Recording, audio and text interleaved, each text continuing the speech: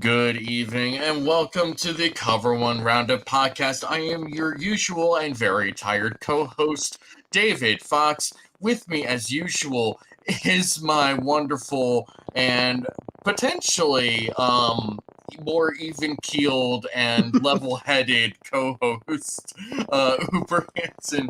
Today, we are going to be bringing you some news, a little bit of analysis, and if time, energy, and vocal cords permit, an actual, like a brief preview of next week's game against the Patriots.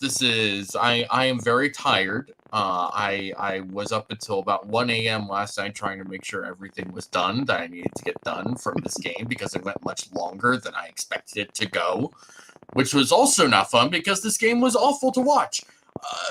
But before we get into any and all of that, Uber, how are you doing? Yeah, I mean, like I was saying, we were talking before the show, and I said I didn't have a single drop of alcohol yesterday, and I feel hungover right now. That game was disgusting, gross in every single way possible. But at the end of the day, the Bills have one more win on their record, so I guess I'm okay with it. It's like I've said this before. I don't know if I've necessarily tweeted it before, but I'm sure I have at some point. An ugly win is always better than an ugly loss. And having to watch the Eagles ugly lose to the Jets yesterday in the way that they did was horrendous. And to then have that followed up by what happened in that Bills game was so frustrating. I was on full tilt pretty early on in that game. I think after that Gabe Davis fumble is when I just was like, this is not going to go well. And I can feel it, and I'm getting more annoyed, and it's really, really bad. Yeah, the first two tripping calls were rough. John Herring says, you got weird background music going on. It's getting louder. I don't have anything. I don't hear anything from you. I think it might be that. It keeps going in and out, though. There's nothing I can do about this. Yeah. I don't know what to tell you. I don't hear anything, so I can't fix anything. I'm not doing anything different. Oh, well, I lost David. Yeah, I guess I'll talk a little bit while David reconnects. Game was disgusting. It started off with those awful tripping penalties, and then just absolute ineptitude from the Bills offense. I'm sure when David gets back, we'll talk a little bit more about Ken Dorsey, which I'm sure is a name a lot of people bring up. We got David back. My power strip. I need like new. I need a new power strip. I need a new keyboard. This is great. This is really just a continuation of last night for me.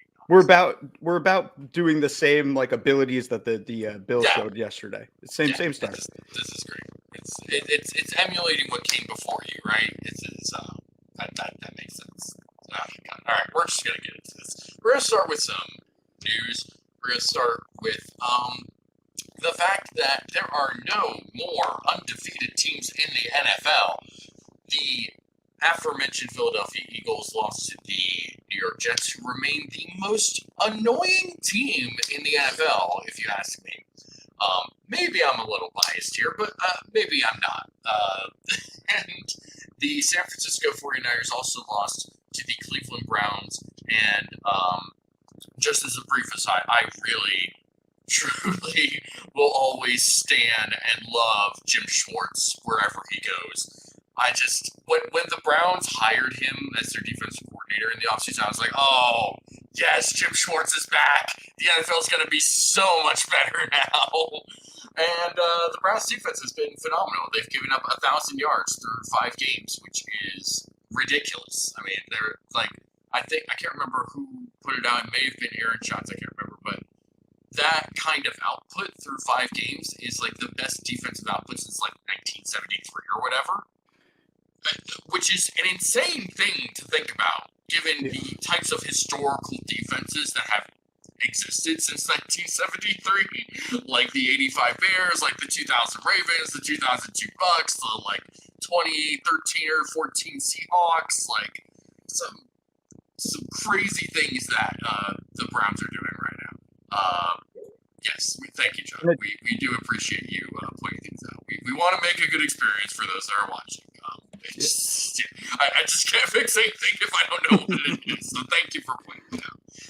Go ahead. With that Browns team, it's not like they're playing scrubs either. I mean, they played Joe Burrow. Granted, he is a little banged up. The Steelers are trash. The Titans are trash. But then you got Lamar Jackson, and now you got the San Francisco 49ers team. So the fact that they're doing this to decent football teams is pretty incredible.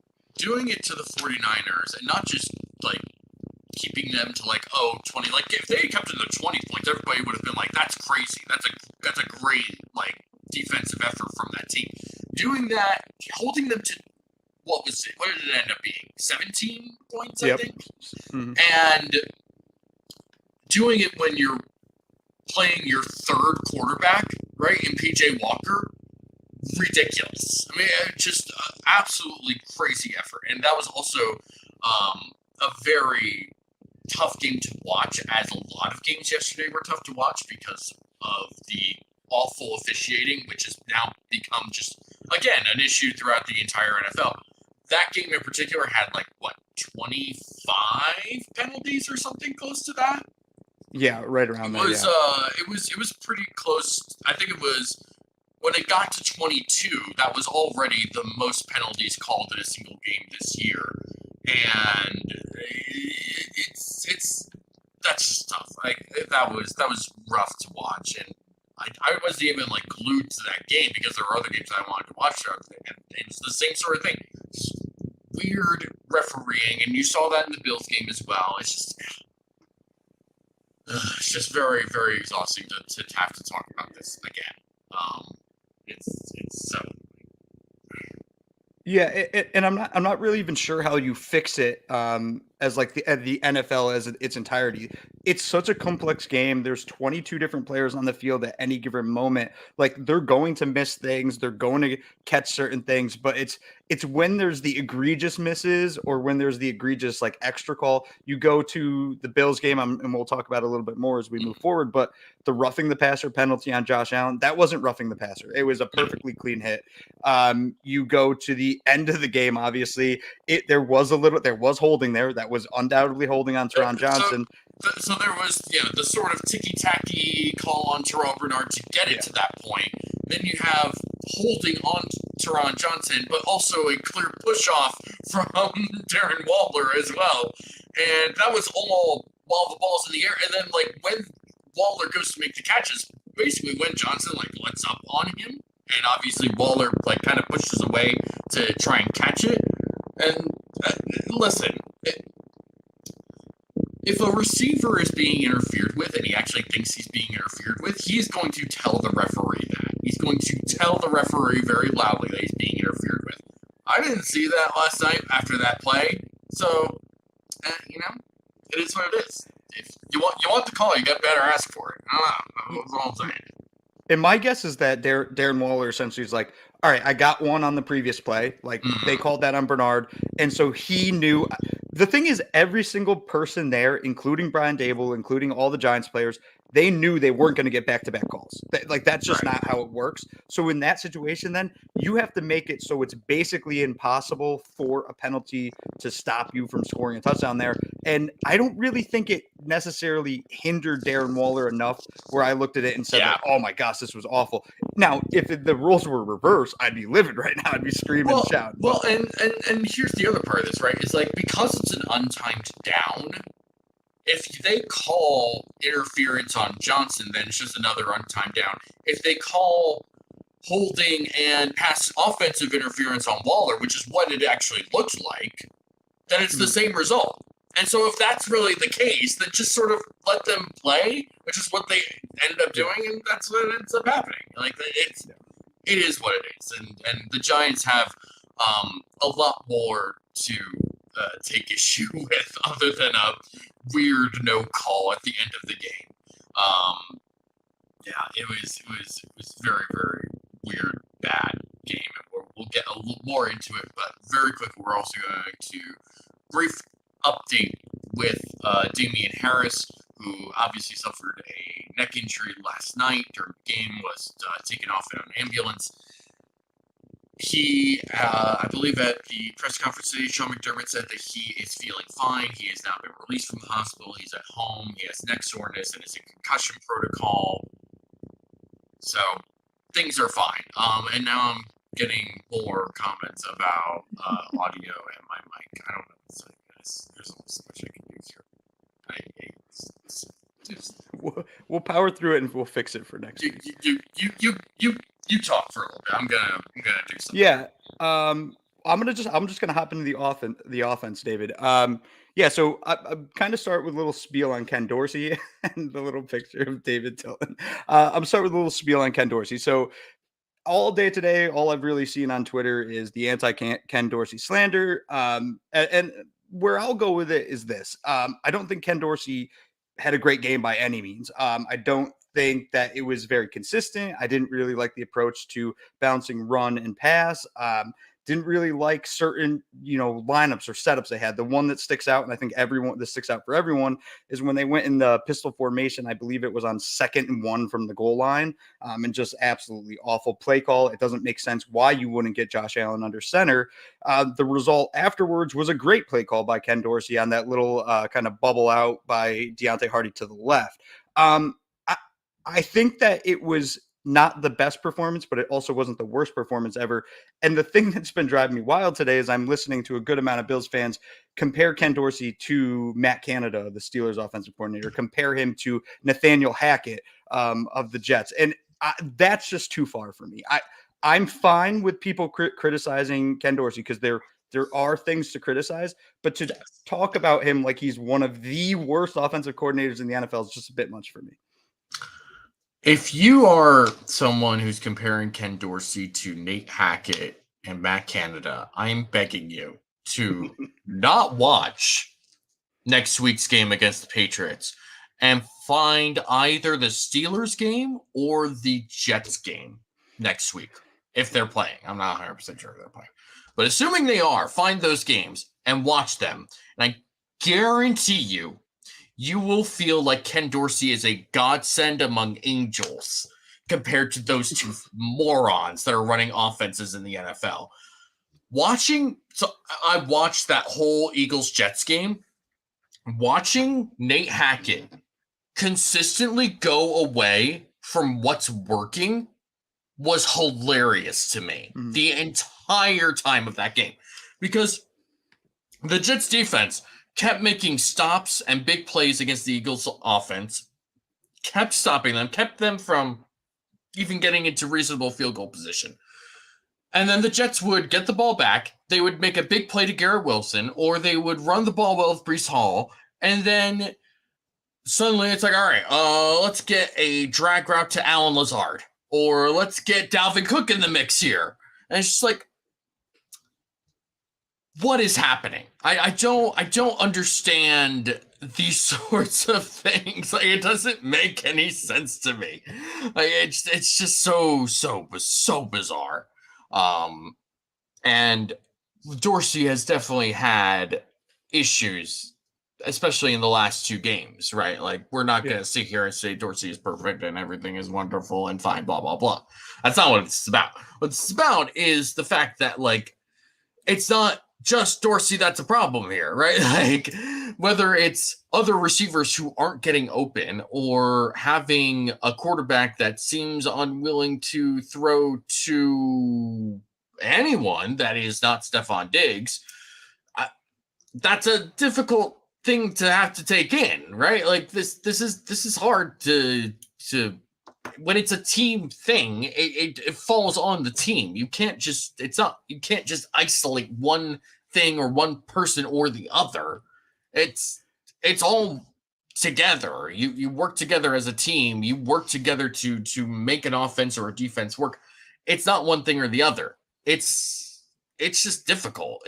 I don't understand what exactly we're expecting to have happen, especially when defenses or when, like, receivers are open and they're just straight up not catching it. Like RJ just right there. it's more than just Dorsey, but he's not helping the situation at all. How many drops yesterday? Like 10? There were a lot of drops yesterday. Not the least of which was Dawson Knox at the very end of the game, which would have just iced the game away, right? If he catches that, the game's over. But instead, the Giants get the ball back and they drive down the field. They get a pass interference, and then things work out. But like, if that's not the Giants and Tyrod Taylor trying desperately to get a ball to Darren Waller in the end zone, doesn't really work out that way. And so you have to be better. Like there's just no other way of putting it. And we can talk about little things here and there. And yes, there are improvements to be made, and especially after that Miami game, which was just a whole compilation of like, yes, this is great. Yes, this is wonderful. Yes, this is nice.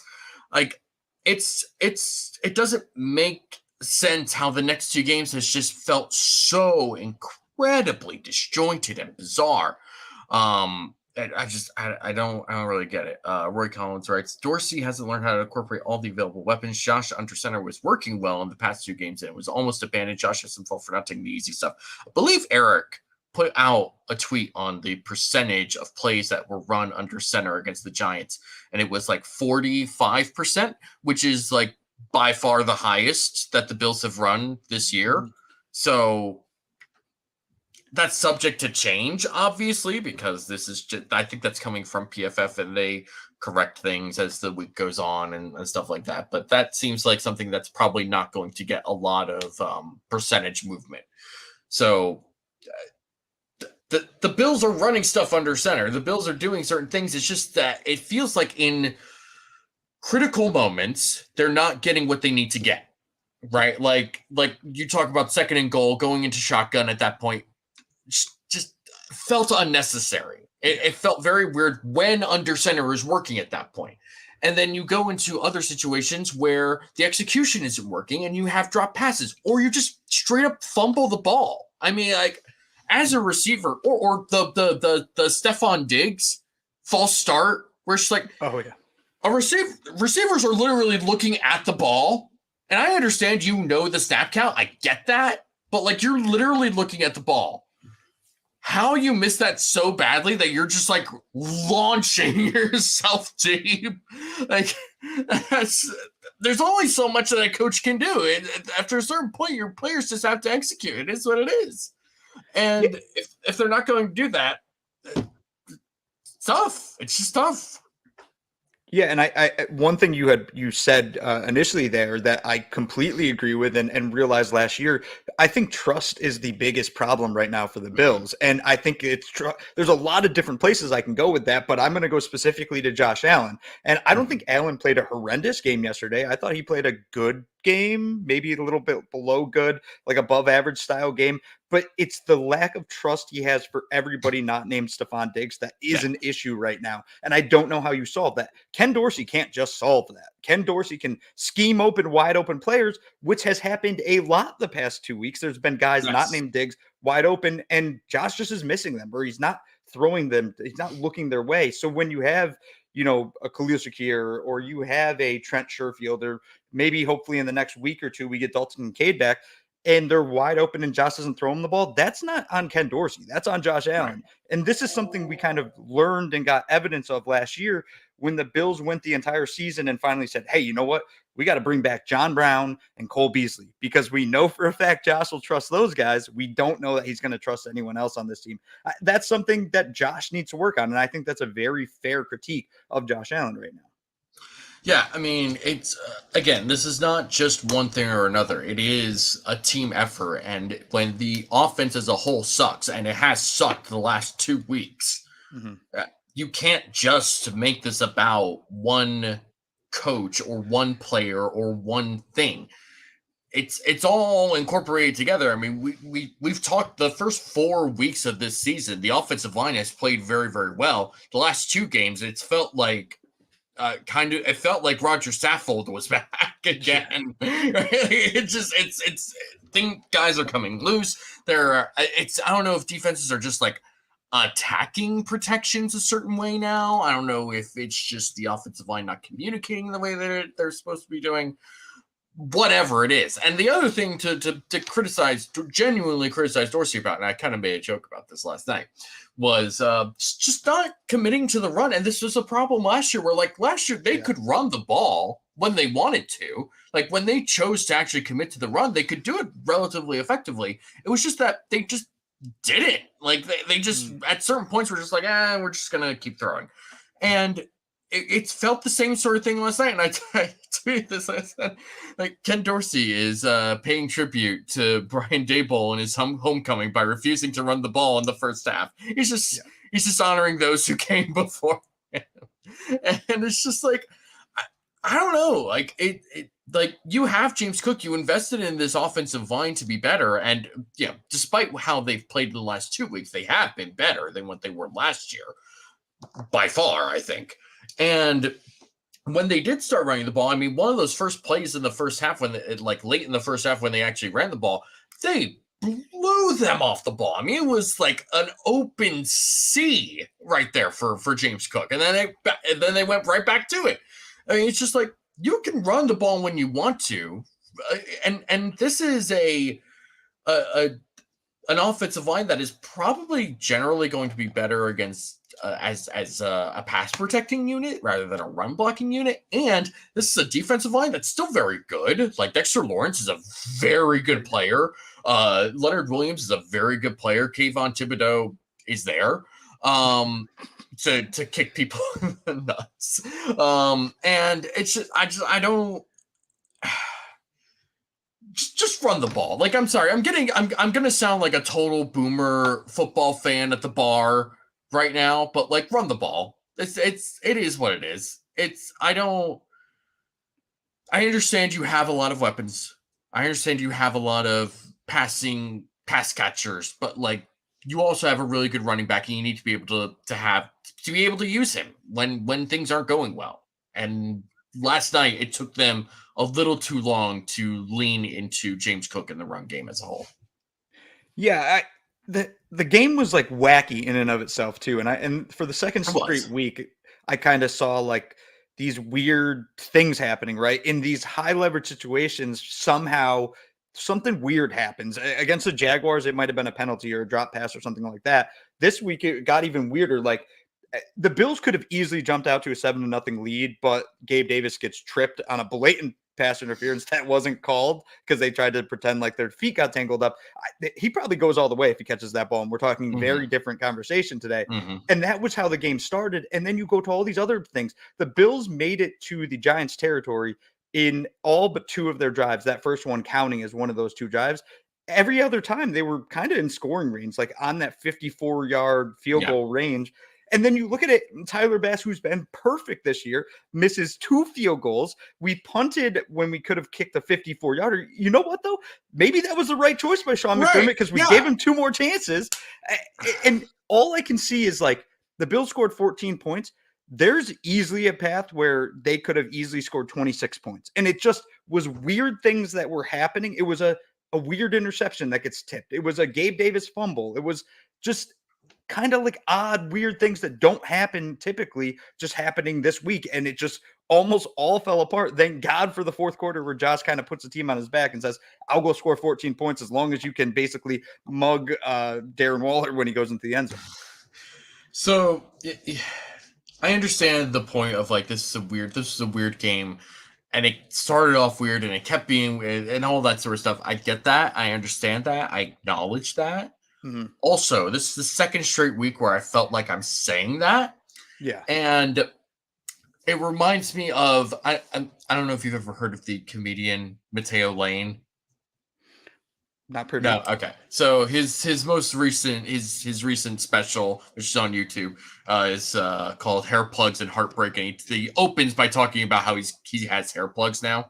And he said, like, when you're losing your hair, you're kind of in denial because you get a haircut and it's about, you feel like it's like 10 years of bad haircuts. After each one, you're just like, oh, another bad haircut. Like, and it's just like, after a certain point, you kind of just need to do something about this, and you can't just blame it on oh, this is just kind of weird, and it'll get fixed. I mean, we were expecting it to get fixed in this game because the Giants were so freaking pitiful.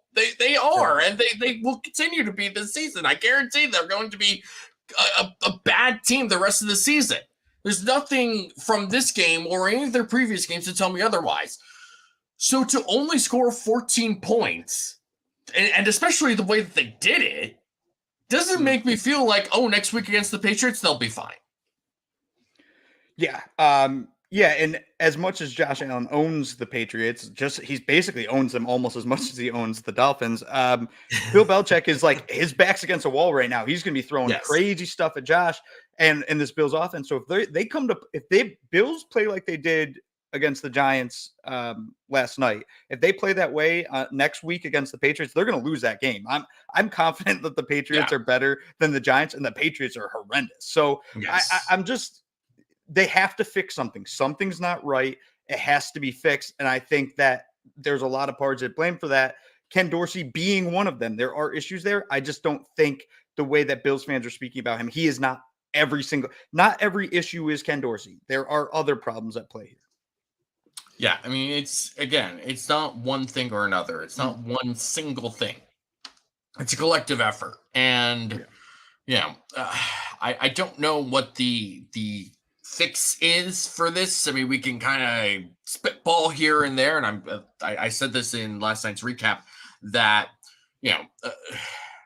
we'll have a whole week of podcasts and videos to talk about this, and people like Eric and Anthony and others are going to have a much better idea of what to do or what needs to be done than I will. But it's whatever it is, it's got to change. And I mean, we can point to and RJ kind of points this out here. This offense has played terrible 4 out of 6 games he's played. It's not just a bump in the road. This is a new major trend. I don't know about that necessarily. Like, first of all, the Jets defense is elite, like very, very good. And that was proven yesterday against the Eagles and really for most of their season. Like, the Jets defense has been the only reason they've won 3 games at this point. And, with Washington, yeah, they weren't great, but they also weren't nearly as out of sync and bad as they were in some of these other games, right? They did what they needed to do, and Washington is a relatively tough defense in general to go against just because of the defensive line, and they did a decent enough job to maintain what the defensive line could do to them. And ultimately, they pulled away because the defense as a whole was able to dominate the Washington offense. But that also brings up another thing, right? Where that defense is not going to be able to deliver that kind of performance anymore because of the injuries that they've suffered. You're not going to be able to get that level of performance anymore to make up for when the offense kind of isn't at its best or even average. So you need to be able to figure out whatever is going on here. And it's got to happen sooner rather than later.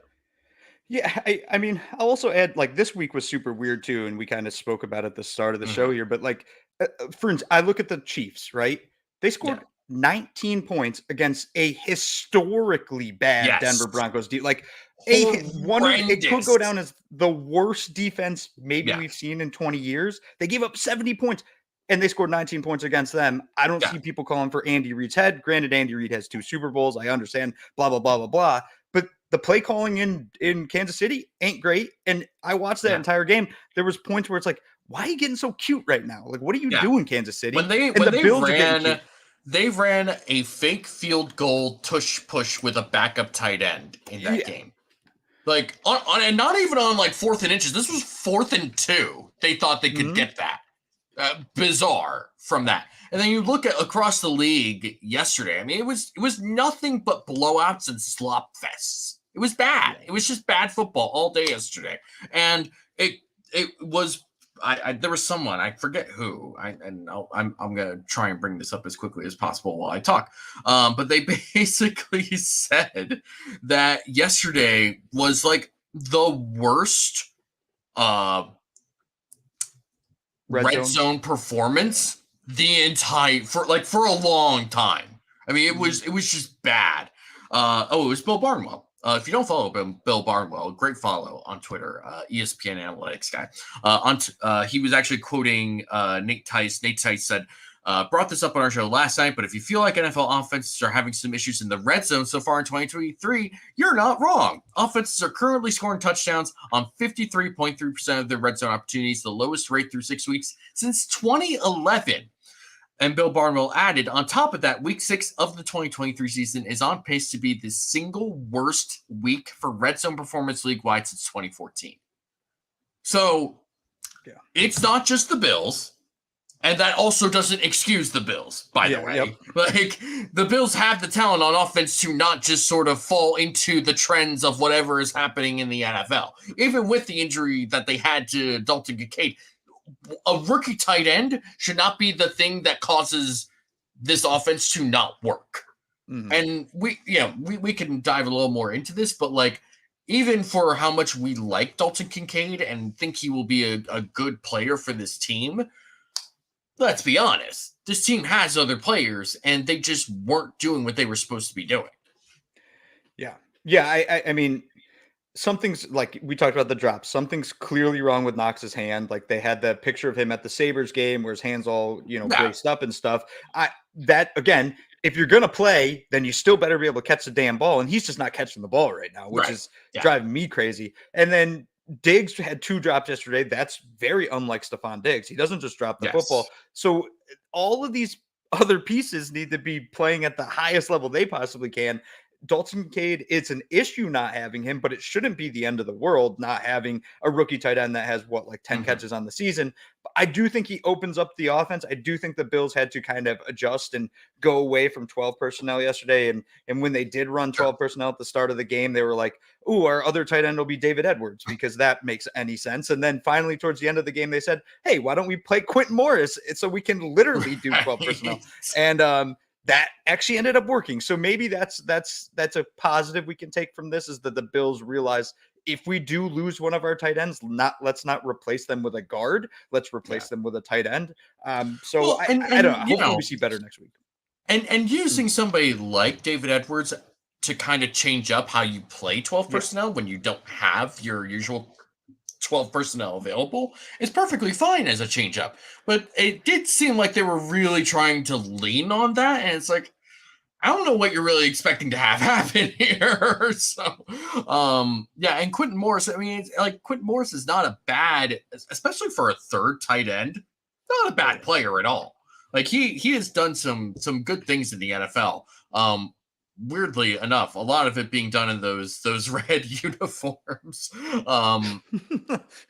caught that touchdown against the Dolphins last year, which was like a legitimately great catch. And his catch last night was awesome too, and on the ridiculous Josh Allen play. It's just, there's a lot of frustration, and I'm not going to sit here and try and tell everyone everything will be fine. They'll figure it out. Maybe they will, but I don't necessarily feel overly confident that it's going to happen super, super quickly either. So I hope it does. I wanted to. I wanted it to happen this week, but it didn't. So whatever it is that needs to be fixed, figure it out, because there's a certain point where they're going to hit a gauntlet in their schedule. Yeah. And those teams are going to take advantage of it all game long. And I mean, it'll probably start with the Bengals, whose defense, I mean, hold on, I'm not going to get into a whole sidetrack with the Bengals as much as I could. I'm not going to. But there's definitely a way where the Bengals could easily take advantage of that, especially with the way that they're playing recently. Yeah, I mean, their next 2 weeks is Patriots, Buccaneers, 2 games that the Bills should easily win. But after last night, we can't take any of those for granted. Anymore?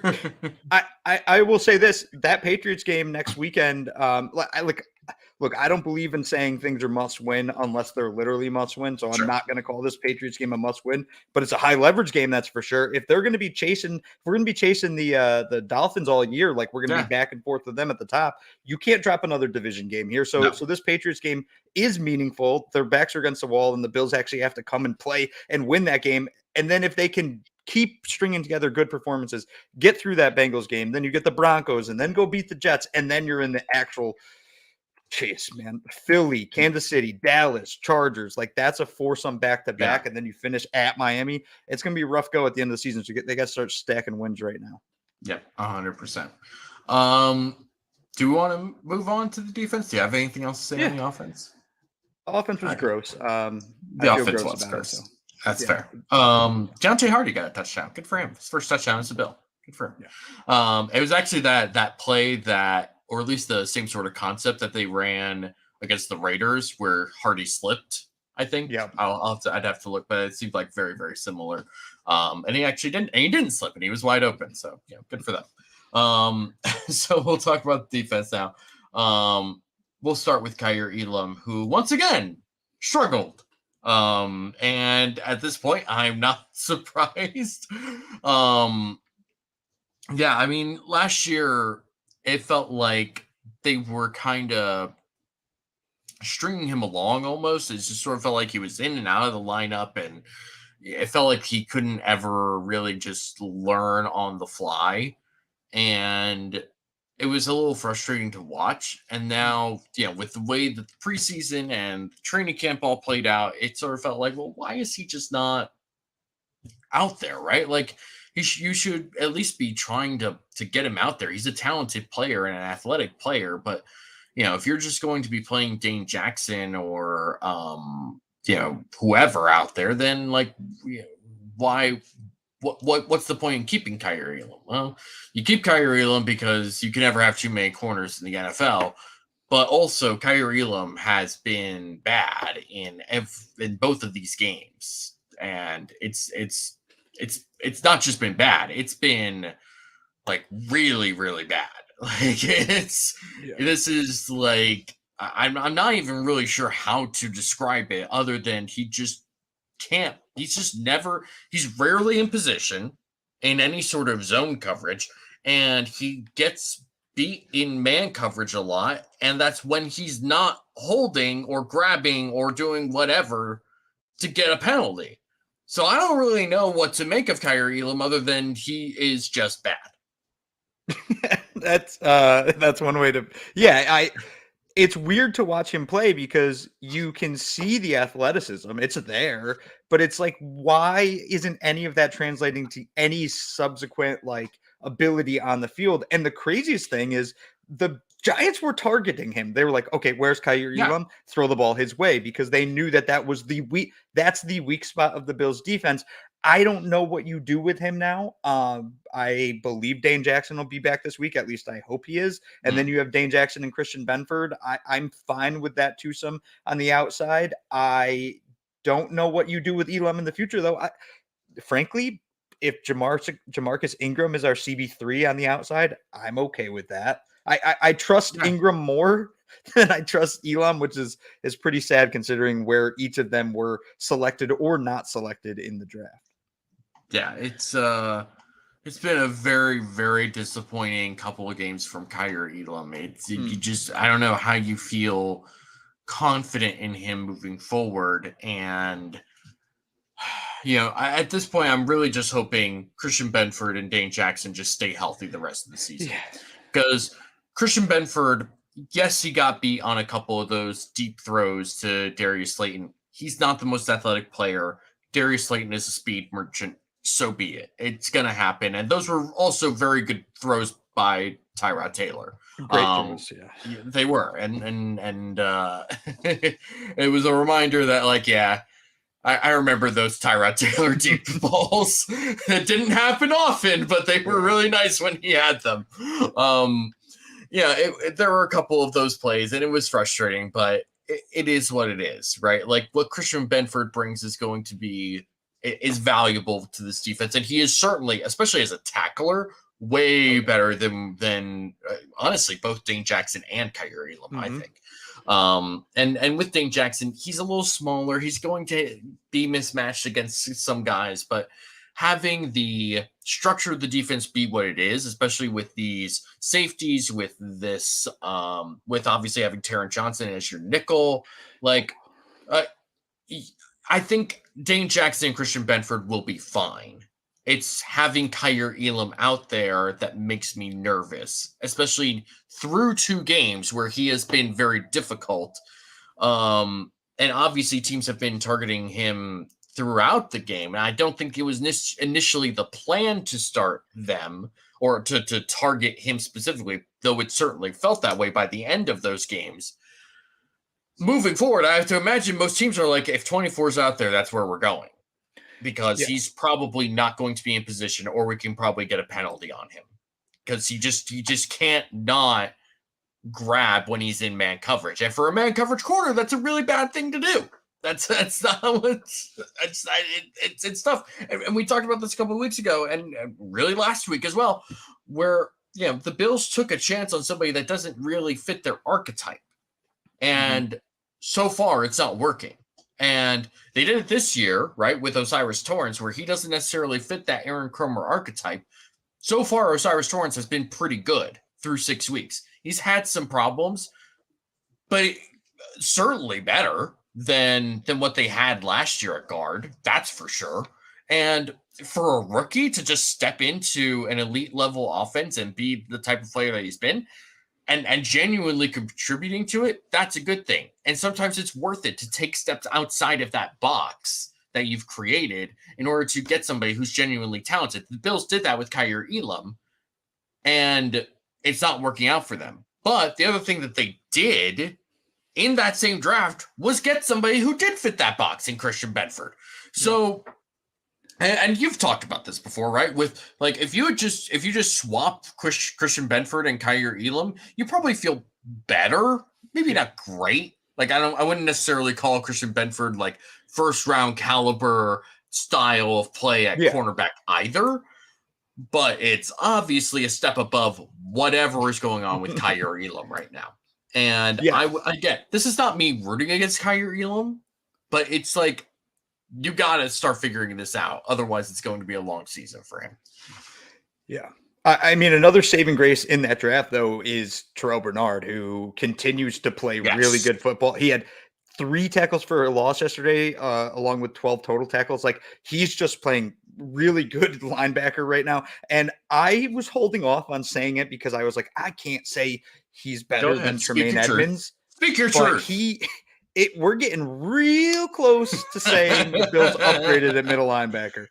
I need a couple more weeks. Give me a couple more weeks. But Bernard makes those splash plays that people complained Tremaine didn't make. He's fairly consistent in his role. He's great in the zone coverage. He's playing up at the line. He can beat blockers. Again, this isn't saying that Tremaine Edmonds was bad on the Bills. Tremaine Edmonds was good to very good on the Bills, but Terrell Bernard is playing really good football right now. So, that draft pick's looking a lot better, along with now Dorian Williams might be the other starter alongside Terrell Bernard. Yeah, Terrell Bernard has been awesome. And I say this as a there were times where I felt like I was the strongest of Tremaine Edmonds soldiers, where I was just like, I'm trying very hard to tell people he's a good player, and he is a good player, and he was a good player for the Bills. And Chicago right now has just been a mess, and it is admittedly kind of funny seeing some Chicago fans be like, is Tremaine Edmonds ever going to make a big play? And I'm like, oh man, I remember that. Whereas with Terrell Bernard, it's just like, he's doing a lot of the things that I felt Tremaine Edmonds did really well, which is just like be in position, make good plays on the ball for the most part. And maybe not necessarily like game-changing plays, right? Like Terrell Bernard can get those like interceptions and turnovers, whereas like Tremaine Edmonds was just like getting in the way of things and batting balls or defending balls or whatever. With Terrell Bernard, he is making a lot of those splash plays that you want, while also not just being a splash play guy, right? Like where he's getting lost on other plays or just being bodied on other plays. Like he's playing really, really good football and very consistent football. Through the first 6 weeks of the season, right? Like, has he not been one of the most consistent players on this team? He's been great, and not only has it felt like an upgrade just from a talent perspective, you're also paying him way less money, right? Like, you knew that the Bills were pretty much always going to be out of the price range for Tremaine Edmonds in free agency, and him getting 18 million a year was evidence of that. But to go from, I mean, Terrell Bernard is not making anywhere close to $18 million through his entire rookie contract. Yeah. Jermaine Evans is going to get that in his first year, essentially. So it's been a very validating pick, I'm sure, for Brandon Beane to have this guy that pretty much everyone felt like, what was the point here? To now be not only the starting middle linebacker, but one of the better players on this defense. So a really great pick by Brandon Beane there. And I just pulled up the I just looked at the stats because I was like, I wonder if you compare like just 1-to-1 comparison Terrell Bernard to Tremaine Edmonds right now, and obviously very different situations, et cetera, et cetera. The the only defensive stat that Tremaine Edmonds has better than Terrell Bernard's right now is Tremaine Edmonds, his fumble recovery yards is 0 to Terrell Bernard's -1. Other than that, Terrell Bernard has more tackles, more solo and assisted, more interceptions, more sacks, more tackles for a loss, more QB hits. More everything. Yeah, Terrell Bernard's playing some really, really good football right now. Yeah. We'll talk about Dorian Williams now, who I'm not 100% sure what to make of last night with Dorian Williams. It never felt like he was like giving up big plays necessarily. But it also felt like they knew where to target him on those shorter underneath throws with Wan'Dale Robinson. And it really felt like they wanted to get Wan'Dale Robinson matched up against Dorian Williams, which makes sense, right? Like, Dorian Williams is a 3rd-round rookie linebacker from Tulane, and Wan'Dale Robinson is a very short, shifty, fast, speedy receiver who can just sort of make guys miss when he wants to. And getting him against those underneath coverages, it made sense. I'm not 100% sure if like Dorian Williams played a bad game. I'm not sure if he played a good game. That's again another thing that we'll have to kind of go through the week and sort of see what exactly happened, what the plan was for Dorian Williams, all that sort of stuff. I feel relatively confident that he's not going to be like a liability, but I also don't know exactly what he's going to bring to help this team in 2023 right now. Yeah, I think that's fair. And like my first reaction after the game was like, I liked what I saw from Dorian Williams for his first start. If he was 3 years into his career and played the way he did yesterday, I think I'd be like, what the hell are we doing here? But yeah, I mean, it's a beginning. He's got to get better, but hopefully he's going to have to get better because I truly believe right now he's our best option. I'd rather have him on the field than Tyrell Dodson or AJ Klein or whoever else the Bills want to throw out there. But yeah, he's got to get better, and that's a good point. Is the Giants essentially saw him and said, we can get this speedy wide receiver on him that we know he can't keep up with.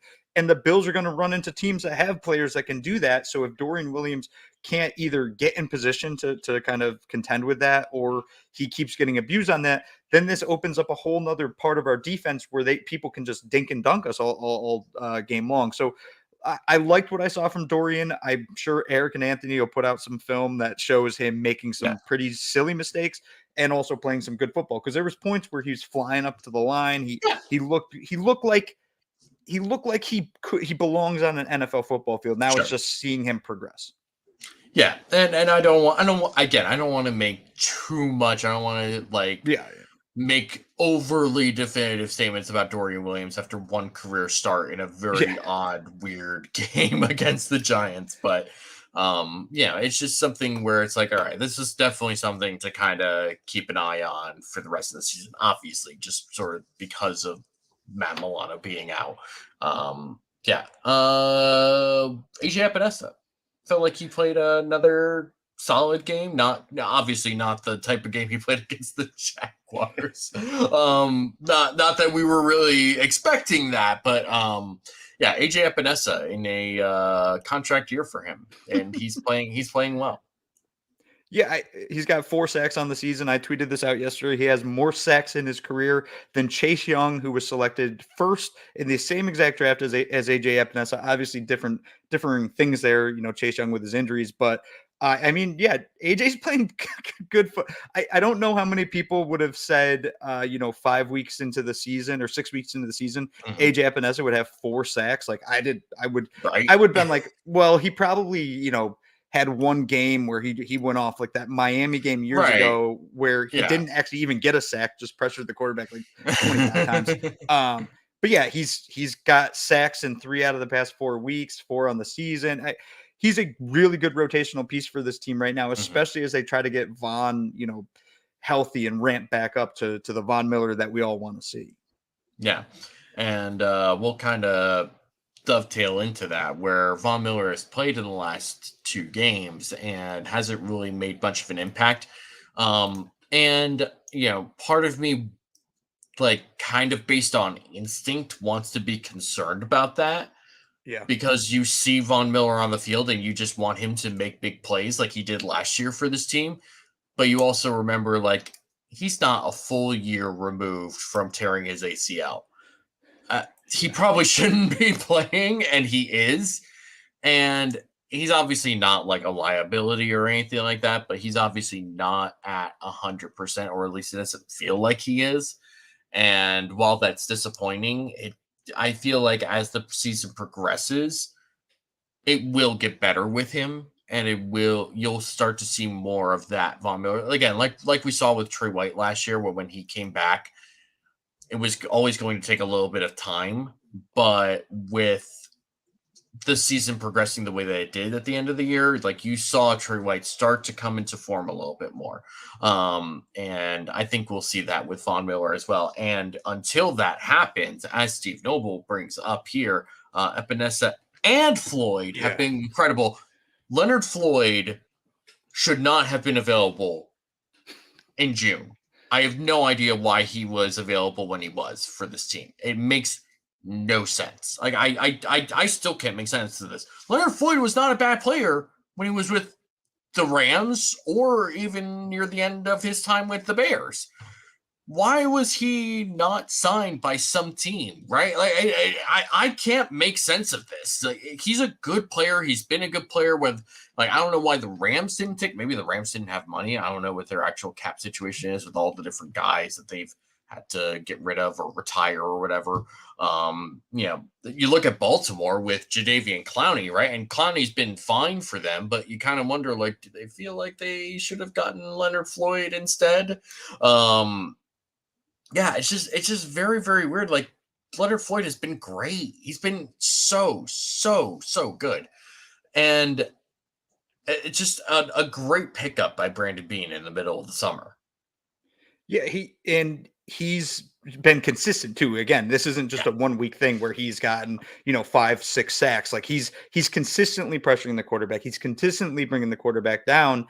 And I would have to go through all the free agent signings from this year. He's got to be a top 10 signing. Like I literally think he's got to be up in that range because he's been the Bills pass rush on the edge, and he's kind of spurred the ability for Greg Rousseau and AJ Epinesa to get there because they have to focus on Leonard Floyd now. And if the Bills can keep getting that production out of Floyd and AJ and Groot as Von starts to come back, once let's say Von ramps back up and he can get to 70% of Von Miller, then suddenly this pass rush is going to be significantly better. I don't think we're going to see that style of Von until at least after the bye week. But right now, Leonard Floyd is kind of carrying the load, and I'm perfectly fine with that. Yeah, I'm really enjoying what I'm seeing from Leonard Floyd, and I loved that signing when they made it. It felt like a really smart signing and somebody that could really fill in the gap while Von Miller came back. And so far, that's what he's been doing. And honestly, more than that, this is somebody who's going to be hard to take off the field, or like this is just a very, very good player for the Bills right now. Steve Noble says Epinesa is a very swollen and muscular Kevin Syracuse that plays awesome football. Okay. Yeah, man. Bring that up tomorrow night on the Going Deep podcast. I don't even know what to say to that. That's awesome. Kevin Syracuse, by the way, was at that game last night. Along with Mike Bunt, from both from the Going Deep podcast. They are true fans, as we've all said. Never a doubt for the Going Deep pod. Anyway, yeah, it's this defense as a whole.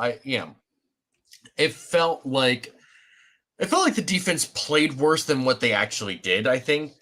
Yeah. At the end of the day, they gave up 9 points, and in fairness, some of that was the Giants just sort of pooping their pants in the worst moments possible at the 1 yard line at the end of both halves. I get that. I understand that. I acknowledge that.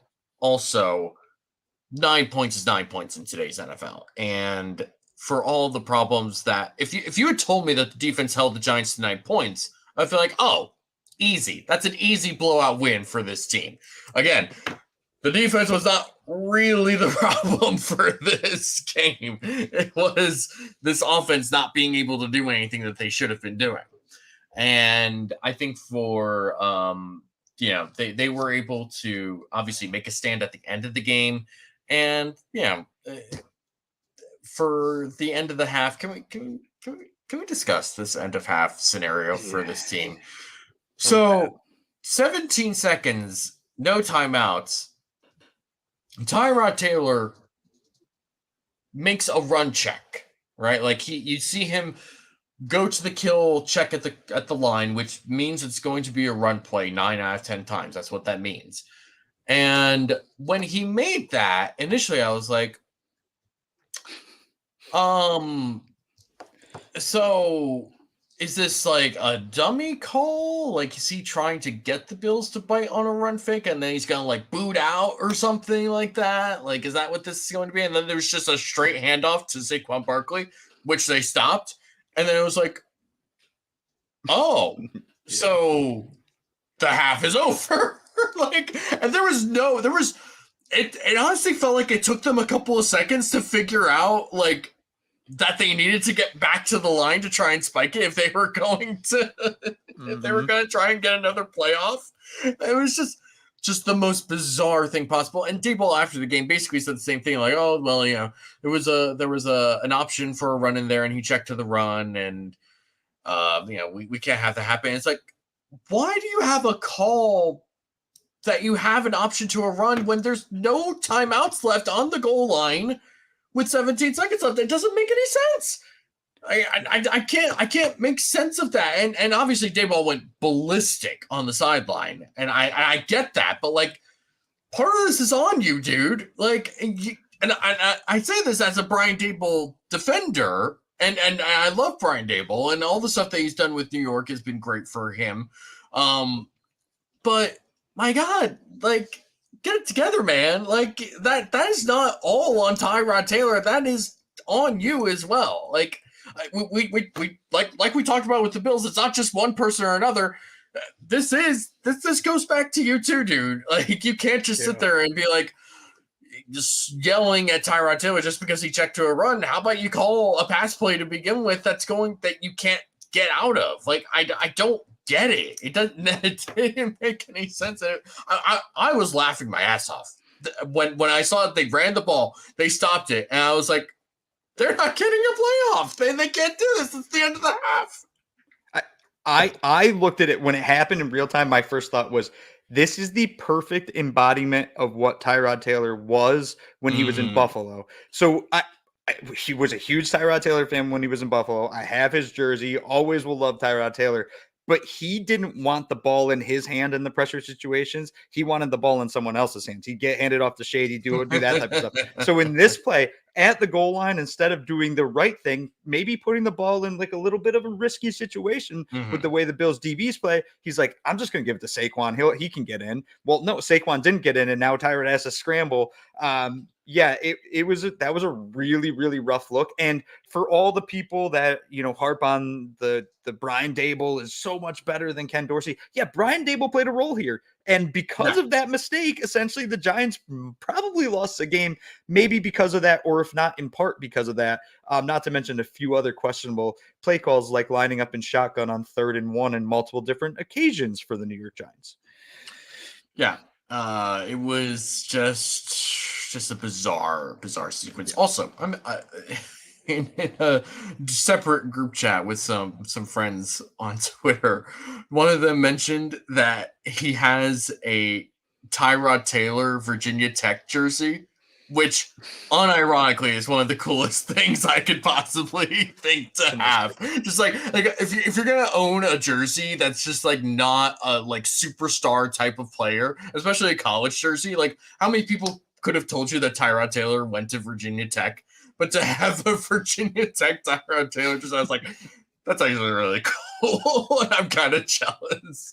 All right, do you have any final parting thoughts for this? And before we get to the Patriots, we'll talk briefly about the Patriots. Just an absolute dump of a game. I hated every single second of it until there were 0 seconds left on the clock, in which case I was like, gotta win. So I'm gonna live with the win and just hope that the Bills improve in the future.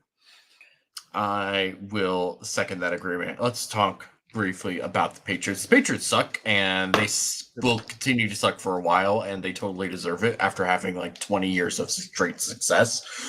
So I don't feel bad for them, but the way that they are losing games is pretty bad, and I don't know. Bill Belichick has full control of this team, as he's had for a long time, and I think that he is reaping all of what is happening now that he has full control, right? Like in the past, when you have one of the best quarterbacks in the NFL, you don't have to worry about that position. You don't really need to worry about like restocking at that position, because you also happen to hit in the 3rd round at a tight end who's one of the best tight ends, if not the best tight end in NFL history, in Robert Gronkowski. So you put a couple of guys around him at wide receiver and it's fine, right? Like, and in the end, at the end of the day, he'll still feed the ball to Gronk. You'll have a good offensive line because you have Dante Scarnecchia as your offensive line coach, who was easily one of, if not the best offensive line coach in NFL history. And he just, took 3rd, 4th, 5th round guys and turned them into Pro Bowlers. Well, you don't have any of that anymore. And now you're taking Cole Strange in the 1st round, and he's been hurt and not playing great when he hasn't been. And the rest of the offensive line also not playing well at this point. Even guys like David Andrews. David Andrews. And he's not playing great right now. And this whole Patriots offense has not had a lot invested in it, in terms of skilled players, in terms of offensive linemen, in terms of the coaching staff, even, right? Like, and you're now seeing exactly what comes from that, which is a really terrible offense that can't do anything. And, coming into this season, I think we all, at least we both, felt that this Patriots defense could be very, very good because of the players that they had. Well, now Matthew Judon is out because he has a torn biceps tendon. Christian Gonzalez, who was making great plays as a rookie, he's out. So now you're left with a whole bunch of other guys that maybe would be playing better if the offense could do anything successfully, but they can't run the ball successfully. They can't throw the ball successfully. They can't do a single thing on offense that makes you feel like this is a team that you can't beat. Mac Jones just looks totally lost and broken, and honestly, I don't blame him. And I feel like I'm saying the exact same things I said about the Giants last week. So I don't know how this game is going to go. Yeah. Coming to the season, I actually thought the Patriots were going to be decent. I thought they could make an outside run at the final playoff spot in the AFC. I didn't have them making the playoffs. I think I had them going 8-9 or 7-10, somewhere in that range. I'm wrong. I was wrong about them. They're really bad. their offense is a disaster. It should be a power running offense where they just feed Ramondre Stevenson the ball. They're in 12 personnel with Hunter Henry and Mike Gesicki, and then they can do the weird tight end thing that the Patriots have always done their entire existence. And instead, they're just an absolute dumpster fire in offense. And the second Matt Judon went down, like that defense still has some players on it, but Matt Judon was the motor that made it go. And now that he's gone, like it just takes all the fear that the Patriots could strike into you is gone now. The only fear remaining is Bill Belichick's presence, which is starting to diminish the older and older he gets and the further and further he gets away from having Tom Brady as his quarterback. I think that this game should, in theory, be a similar blowout on the horizon for the Bills as we thought they were going to do with the Giants. They better not go in there and drop 14 points. Like they got to go in there and drop 28, 35 points and hold this Pats team to 9 points is fine by me. Yeah, I wholeheartedly agree with that. If you're struggling for a third straight week, especially on offense against this Patriots team, the way that they are playing right now, it's going to be some tough conversations, and it's the idea of winning the division would feel pretty far-fetched at that point, and making the playoffs would also feel like a struggle. Bills need to win this game, and they need to win this game convincingly, in my opinion, in order to start restoring faith or just restoring vibes. The vibes are all off with the Bills right now. Which is a stupid thing to say, but it's also very true. We are also we're pretty much done. We're pretty much done, but we are going to do our wonderful, usual, inconsistent segment, and that is true or rubbish. Rubbish. Let's go. Let's go. I do have some things to throw out there for true or rubbish. Feel free to play along at home. If any of you are not familiar, if you're new to the Roundup, first of all, thank you for joining us. We appreciate your support and loveliness. I also am remembering right now, as I say this, I completely forgot to do both of our ad reads, which I'll have to remember to do at the end of the show. So stick around for that as well. But I will give Uber a couple of statements. And I will ask him if he thinks they are true or rubbish. I will play the according. Oh my God! I need to go to bed. I will play the appropriate sound effect to go with that. First statement. Chris Collinsworth questioning the NFL's head trauma consultant is real sus. That is true. That is sus. This was true. All after all. Can't believe it. It was true. Go on. Yeah, I think that a lot of people are now trying to backtrack and say that he was talking about the shoulder. There is not a single part of me that believes Chris Collinsworth thought anything was wrong with Josh Allen's shoulder at that time. He was trying to save face in my mind because the NFL called him like, yo, man, you can't be like poo-pooing on these doctors that are there to make sure that our dudes don't have trauma. Chris Collinsworth is the worst announcer I've ever heard. He's a bozo. He's a know-it-all. I despise him. And the fact that yesterday he questioned a medical professional on live TV in front of the entire viewing audience is just hilarious and awful to me. Yeah, that was it's just bizarre. We're not going to go too much into that.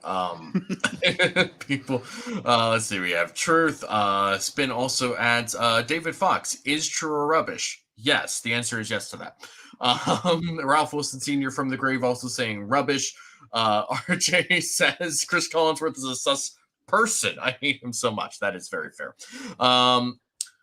Second statement. True or rubbish? Rodney Harris.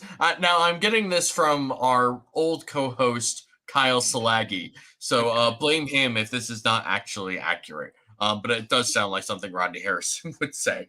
Rodney Harrison comparing AJ Epinesa to Max Crosby, also sus. That's real sus. This was true. All after all. Can't believe it. It was true. I do believe he did that prior to the game, if I'm correct. Yes. That is a wild thing to say. I like the way AJ Epinesa is playing. Max Crosby is a perennial all-pro contender. AJ's not on that level. Max Crosby, and I saw this on Twitter yesterday after the Raiders beat the Patriots. Max Crosby is kind of not exactly a one-of-one in terms of like he's not on the same level of like a Nick Bosa or a Myles Garrett necessarily. I would put him just behind those types of guys, but also he kind of is one-of-one in terms of how many snaps that dude is playing. He is playing over 90% of the snaps on defense. NFL defensive ends do not do that anymore. They just don't. You rotate guys, even your best players on defense. And for him to do that and still produce at the level that he is, ridiculous. And such a good player. It's just really amazing how good of a player he is. I am continuously amazed at the fact of how the Raiders managed to make that pick of all of their picks from the who am I thinking of? NFL Network the Cleveland Farrell. Mike Mayock, yes. That was of that era of picks where it's just miss after miss after miss. And somehow that was one of a few that really, I mean, not just hit for a fourth round pick. If he was their first round pick, if he was a top 10 pick, everyone would just have loved that pick. It would have been one of the best picks in Raiders history. And it still is. But it really is spectacular. It's a great job for Max Crosby to do what he's 97% snap share. 97%. That doesn't make sense. Yeah. That's insane for an NFL defensive end to do that. That's crazy. 97. That's ridiculous. All right. True or rubbish? Kayvon Thibodeau kicking Deion Dawkins in the nuts and not being ejected after a lengthy discussion is a wild decision in the post-Ndamukong Suh era. It's true. This was true. All after all. Can believe it. It was true. Bizarre. Yeah, he pulled. So one, he pulls Dawkins down by his face mask. I don't know why no one's talked about that. That's what started all this. And Dawkins is trying to push off him to get his hand out of his face. Then he starts kicking him in the nuts. And can we talk for a second, just really, really quick about these offsetting penalties? So the entire Giants team could have came out and started beating Josh Allen over the head with their helmets, and they would have said offsetting penalties, replay the down. Are you kidding? If one team has 3 and one team has 1, it has to be a 15. It has to be that the team with the 1 gets the 15 yards or whatever it is, half the distance of the goal. It cannot be break even when one has significantly more penalties than the other. I will say, so I said last night that, you know, after that whole skirmish, that Dexter Lawrence, Kayvon Thibodeau, and Larry Williams all probably should have been ejected from the game from that, which would have been hilarious to lose like 3 of your starting defensive linemen on one skirmish. But that's neither here nor there.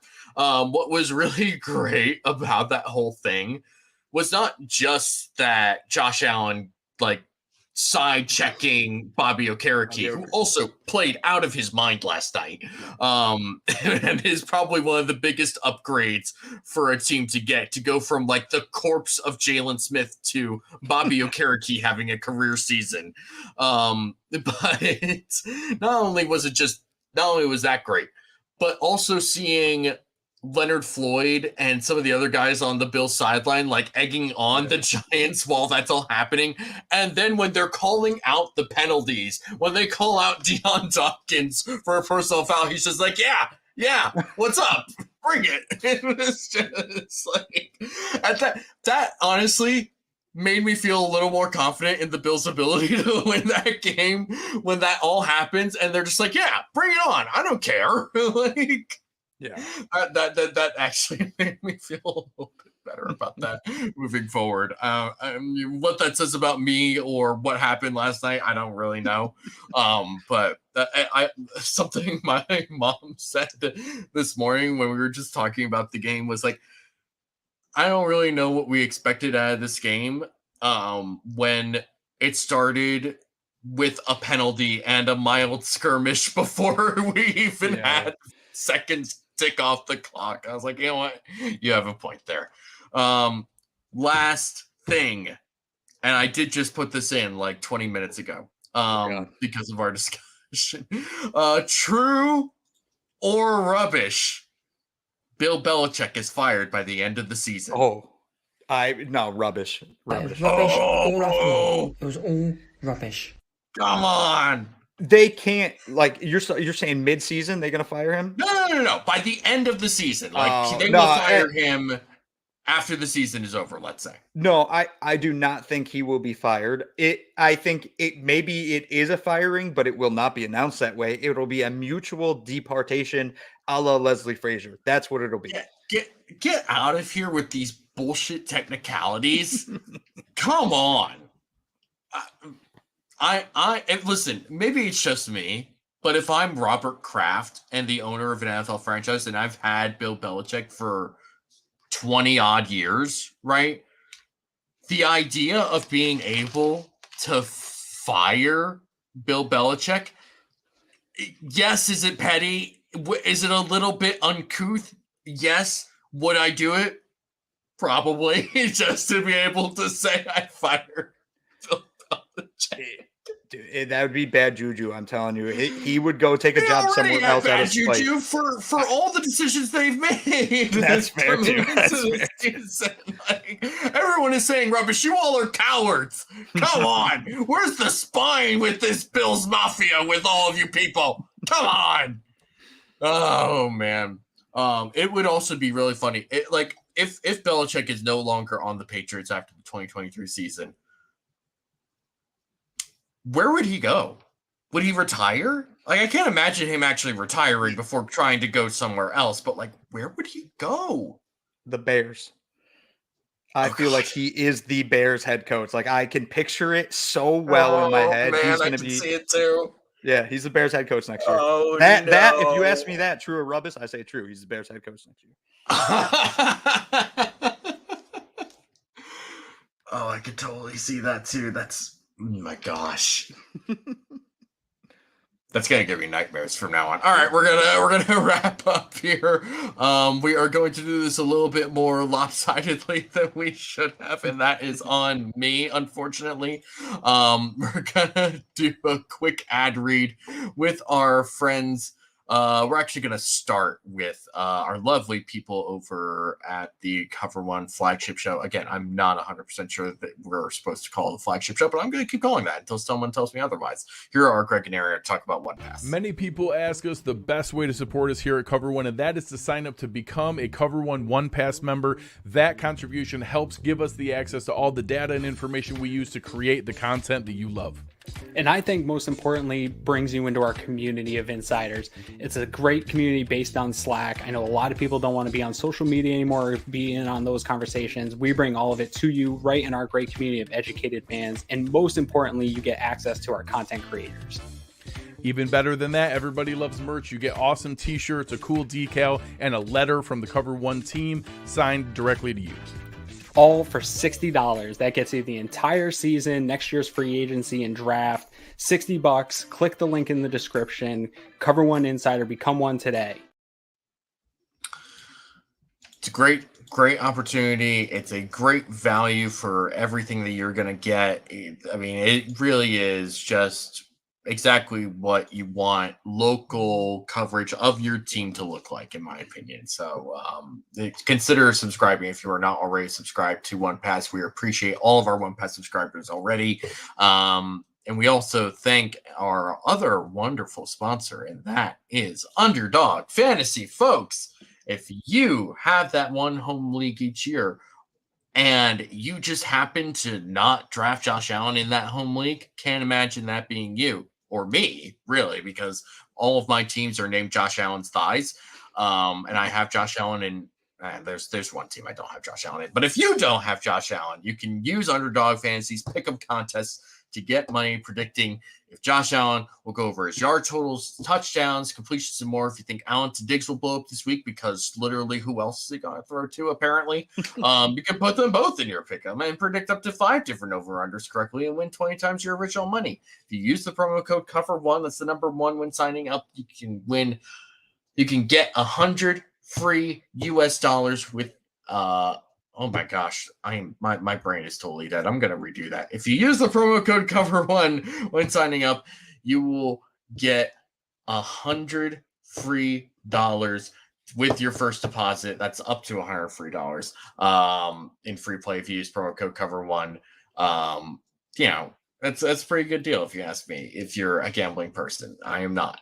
Which is also not to say this is a gambling site. This is just a pejorative term that I threw out there for absolutely no reason at all. This is not a gambling site. It's a fantasy football website. Thank you for continuing to sponsor us, Underdog Fantasy. We're going to get out of here now. Thank you all for joining the show, and we thank you all for joining us now. If you like the show, hit that like button on your way out. Share it with your friends, lovers, enemies, and neighbors.